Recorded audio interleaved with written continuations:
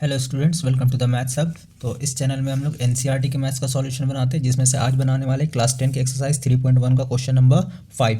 इससे पहले का सारा क्वेश्चन का जो वीडियो है वो डिस्क्रिप्शन बॉक्स में उसका लिंक दिया हो, वहाँ से आप लोग वीडियो देख सकते हैं। तो क्वेश्चन में आते हैं, बोलता है क्वेश्चन में half of the perimeter of a rectangular garden. तो एक रेक्टेंगुलर गार्डन है जिसका perimeter half of the perimeter मतलब पेरीमीटर का आधा, whose length is 4 metre more than its width. तो जिसका जो लेंथ है, तो ये एक रेक्टेंगुलर हम लोग गार्डन मान लेते हैं, और इसका जो लेंथ है तो ये वाला लेंथ हो जाएगा और ये वाला विड्थ हो जाएगा, यानी कि ब्रेथ हो जाएगा। ठीक है, तो जो लेंथ है वो 4 मीटर मोर देन है, किससे? इससे। ठीक है, तो यहाँ पे हम लोग ब्रेथ को x मान लेते हैं और लेंथ को y मान लेते हैं। ठीक है, तो यहाँ पे लिखेंगे let the width of garden be x and length of garden y। ठीक है, तो अब क्या बोला गया क्वेश्चन में कि जो लेंथ है यानी y जो है वो x से 4 ज़्यादा है, मतलब विथ से 4 ज़्यादा है। तो अकॉर्डिंग टू क्वेश्चन क्या बना यहाँ पे, y is equal to x plus 4। ये हो गया। अब उसके आगे बोलता है हाफ पेरीमीटर कितना है, 36 मीटर है। तो यहाँ पे पेरीमीटर पहले निकालते हैं। तो एक रेक्टेंगुलर गार्डन है, ये रेक्टेंगुलर का इसको इक्वेशन 1 मान लेते हैं। ठीक है, तो यहाँ पे रेक्टेंगल का पेरीमीटर क्या होता है, पेरीमीटर ऑफ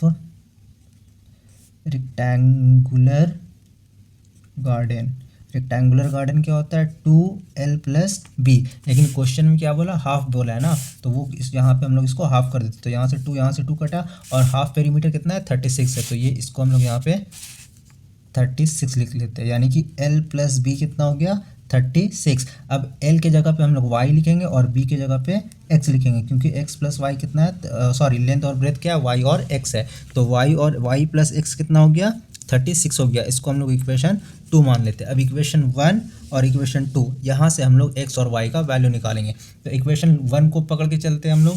ठीक है, सॉरी इक्वेशन 1 में क्या है, y किसके इक्वल है, x प्लस 4 के इक्वल है। तो ये इक्वेशन 2 में जो y है, y के जगह पे हम लोग क्या लिखेंगे, x प्लस 4 लिखेंगे, क्योंकि y किसके इक्वल है, x प्लस 4 के। तो y के जगह पे लिखेंगे x प्लस 4, फिर ये वाला प्लस यहाँ पे और ये वाला x यहाँ पे, और is equal to 36। x plus x 2x plus 4 is equal to 36, then 2x is equal to 36, और प्लस 4 को इधर लाएंगे तो -4 हो जाएगा। देन यहाँ पे हो जाएगा x, 36 में से 4 माइनस करेंगे तो आएगा 32, और ये 2 इधर मल्टीप्लाई में, इधर आकर के डिवाइड में, तो x यहाँ पे हो जाएगा 16। x हम लोग किसको माने थे, x माने थे ब्रेथ को यानी विथ के, तो वो कितना हो गया, 16। अभी हम लोग क्या करेंगे, फिर ये से इक्वेशन 2 यहाँ से हम लोग इसको लिखेंगे। तो इक्वेशन 2 क्या है, y plus x is equal to 36। यहाँ पे लिखते हैं y plus x is equal to 36। y के जगह पे y, x के जगह पे x का वैल्यू लिख देंगे जो कि 16 आया, तो यहाँ पे लिखेंगे 16, देन इज इक्वल टू 36। तो y is equal to 36 minus 16, तो y विल बी 6 में से 6 माइनस होगा तो 0, 3 में से 1 माइनस होगा तो 20, और x आया है 16। तो ये हम लोग का फाइनल आंसर हो गया।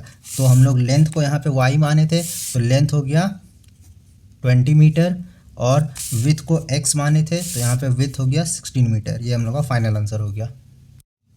इसी का क्वेश्चन नंबर 6 बना रहे हैं, जिसमें क्वेश्चन में बोला गया given the linear equation 2x plus 3y minus 8 is equal to 0, right another linear equation. तो एक लीनियर इक्वेशन यहाँ पे दिया हुआ है, हम लोग को और भी अनदर लीनियर इक्वेशन लिखना है इन 2 वेरिएबल, यानी इसमें x होना चाहिए, y होना चाहिए, such that the geometrical representation of the pair so formed as intersecting line. तो ऐसा हम लोग को पेयर लिखना है कि जब उसको हम लोग ज्योमेट्रिकल रिप्रेजेंटेशन करें, मतलब ग्राफ में बनाए, तो उसका जो लाइन बने वो इंटरसेक्टिंग लाइन बने। तो हम लोग को पता है इंटरसेक्टिंग लाइन कब बनता है, जब a1 बाई a2 और b1 बाई b2 इक्वल नहीं होता है। तो यहाँ पे a1 b1 c1 तो दिया हुआ है, यहाँ पे लिखते हैं हम लोग a1 यहाँ से लेंगे 2, ठीक है, फिर b1 ले लेंगे 3 और c1 ले लेंगे -8। तो हम लोग को a1 बाई a2 और b1 बाई b2 को इक्वल नहीं करना है। तो यहाँ पे a2 हम लोग कुछ भी ले सकते हैं, जैसे मान लीजिए यहाँ पे 3 ले लिए, तो यहाँ पे b2 जो लेंगे वो 2, उसका जो आंसर होना चाहिए कट करके 2/3 नहीं होना चाहिए। तो यहाँ पे हम लोग 4 ले लेंगे। अब यहाँ पे हम लोग को वेरिएबल लगाना है, तो यहाँ x लिख लेते हैं, यहाँ पे y लिख लेते हैं, और c2 हम लोग कुछ भी ले लेंगे, जैसे -10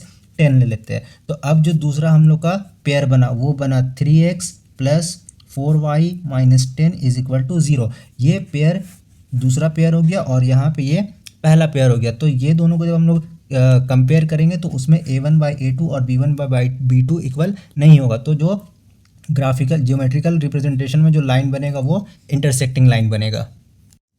क्वेश्चन नंबर 2 में आते हैं हम लोग। तो यहाँ पे जो इक्वेशन दिया हुआ है इसको हम लोग यहाँ पे साइड में लिख लेते हैं यहीं पे, ठीक है। क्या दिया हुआ है, 2x + 3y - 8 = 0, ताकि ध्यान में रखें। अब हम लोग को एक ऐसा पेयर बनाना है जिसमें जब हम लोग ज्योमेट्रिकल रिप्रेजेंटेशन करें उसका, तो उसका जो लाइन बने वो पैरेलल बने। तो पैरेलल कब बनता है, जब a1/a2 और b1/b2 इक्वल होता है लेकिन c1/c2 इक्वल नहीं होता है। तो हम लोग को एक ऐसा इक्वेशन लिखना है। तो पहला इक्वेशन तो a1 हो गया यहाँ पे 2, फिर b1 हो गया 3 और c1 हो गया -8। तो a2 हम लोग यहाँ पे ले लेते हैं 4, ताकि इसको काटे तो हम लोग 1/2 आ जाए, और b2 यहाँ पे 6 ले लेंगे तो यहाँ भी 1/2 हो जाएगा, ठीक है। लेकिन c2 यहाँ पे हम लोग को इक्वल नहीं करना है तो यहाँ पे हम लोग 9 ले लेते हैं, ठीक है। अब ये वाले के हिसाब से हम लोग कंपेयर करो तो a1/a2 ये हो जाएगा 2/4 दैट इज़ 1/2, b1/b2 ये हो जाएगा 3/6, इसको भी काटेंगे तो 1/2 हो जाएगा, और c1/c2 -8/9। तो ये दोनों आपस में इक्वल हो गया, लेकिन ये इक्वल नहीं हुआ। तो दूसरा जो पेयर बनाए हम लोग वो क्या बनाए, यहाँ से 4 ले लेंगे, 4x + 6y + 9 = 0। ये दूसरा पेयर हो गया। ऐसा पेयर लिखने पे लाइन जो बनेगा वो पैरेलल बनेगा। अब तीसरा नंबर में हम लोग को कोइंसिडेंट लाइन बनाना है। तो फिर से यहाँ पे हम लोग वो इक्वेशन लिख लेते हैं, दैट इज़ 2x + 3y - 8 = 0। तो अब ये कोइंसिडेंट लाइन कब होता है, जब a1/a2 b1/b2 और c1/c2 तीनों आपस में इक्वल होता है। तो a1 को यहाँ पे लिखते हैं 2, फिर b1 हो जाएगा 3 और c1 हो जाएगा -8। तो a2 हम लोग को इक्वल करना है तो यहाँ पे फिर 4 लेंगे तो कट के 1/2 हो जाएगा, b2 6 ले लेंगे और c2 ले लेंगे -16। अब इसको हम लोग कंपेयर करते हैं, a1/a2 ये कितना हो गया 2 और 4, तो 2/4 इसको करेंगे तो 1/2 आएगा। फिर b1/b2 ये हो जाएगा 3/6, इसको भी सिंप्लीफाई करेंगे तो 1/2 हो जाएगा। और यहाँ पे ले लेते हैं c1/c2 ये कितना है -8 और -16, -8/-16 माइनस माइनस कटेगा, ये 1/2 हो जाएगा। अब तीनों यहाँ पे इक्वल हो गया। तो जो इक्वेशन बना a कितना है 4 है, तो यहाँ पे लिखेंगे 4x + 6y - 16 = 0। ये हो गया हम लोग का तीसरा पेयर।